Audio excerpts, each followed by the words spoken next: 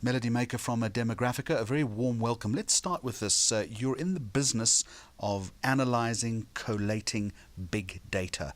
Why has that become so important to the marketing community? I think very often marketers get quite afraid of the word data. It sounds scary and big and a little overwhelming. And Well, it is, isn't it? Well, to a degree, yes, but at the same time, I think it in actuality is about getting back to basics. Data is just purely about understanding your consumer accurately as opposed to making assumptions. I think a lot of marketing these days is done on gut feel and assumptions on, historically what you have done, the tried and tested method, whereas data is a little bit more scientific. It's about saying this is actually what's going on with our consumer, and this is actually what we should be doing, as opposed to just relying on someone's gut feel. We've invited you here today to talk about the importance of customer relationships, but just back to data for a moment. We've had so many other advertising, marketing, brand communication people sitting in that chair, and to a person they've all said it's all very well to have the data, but there's too much of it around and they don't know what to do with it. And that is your big challenge, is to sift through this daily, second by second mine of information to actually come up with something of value to a brand person. I think data without the insights is absolutely useless. And so for us, it's not just about the breadth of data. I mean, Demographica, we have a database of 36 million South African consumers, which is quite a vast database. But if you don't actually have the insights behind that, the depth to the data, then you purely have breadth, and it's a bit of a spray and pray method that you're actually using. So for us, it is really about unpacking those insights with data analysts and the technology as well to enable us to do that. The other argument is too much data takes the magic out of brand communication. Is that a poor argument?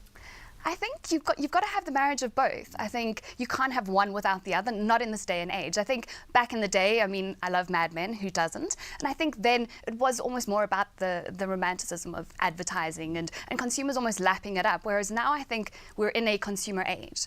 We're educated. We don't just take what brands have to say as pure gospel. I think if anything, consumers don't love brands. We love what brands enable us to do. And enabling brands, I think, to have an authentic conversation with consumers means you've actually got to understand them, understand how they want to be spoken to, where they want to be spoken to, as opposed to how it is that you want to speak to them. This segues nicely into the whole notion of customer relationships. You make this point that few marketers consider the dynamics of a relationship when deciding on how to engage with their consumers. What are they not considering? To be honest, I think, again, marketing needs to come back to basics, and having a relationship, and this word gets bandied around a lot with marketers, tends to be, sort of the hot phrase, we have a relationship with our consumer, everyone loves their consumer. But in actuality, I think people have forgotten about the basics of a relationship. A lot of brands are in it for the one-night stand, as crass as that might sound, but it's not really about developing that long-term relationship. And just as it would be with any person, it's about getting to know them, meet them, and it being a mutually beneficial relationship, legitimately investing in that.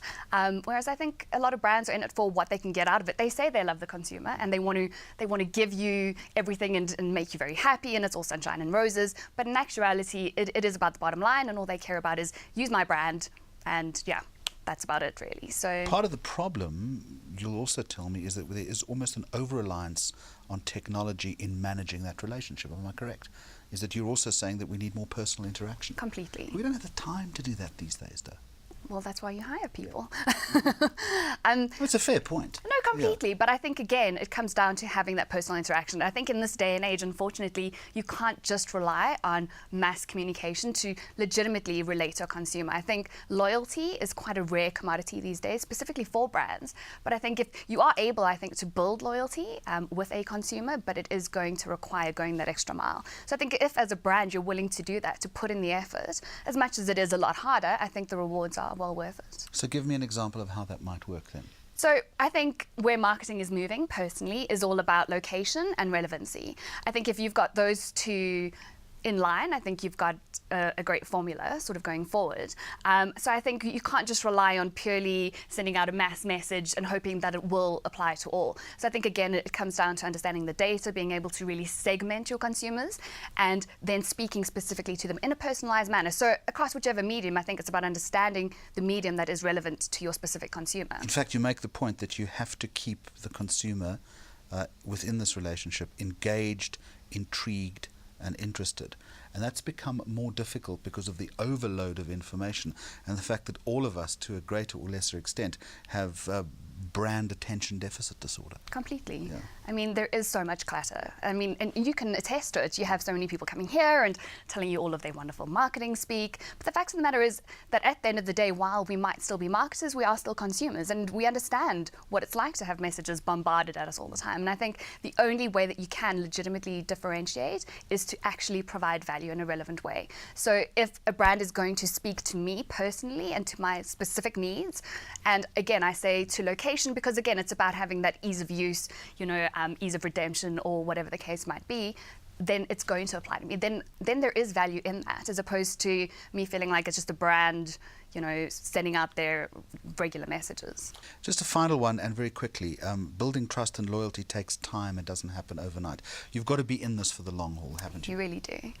Again, it's back to the one-night stand. Exactly. Yeah. I bring it back to the relationship. It's got to be a long-term investment that you're really putting in. And I think if you want to get the rewards out of it, if you want that loyalty, it's going to take time. And I think it's ignorant of brands to think that, you can build it overnight. I'm going to start some sort of great campaign and everyone's going to love me, because that's not the case. Melody Maker from Demographica, thank you.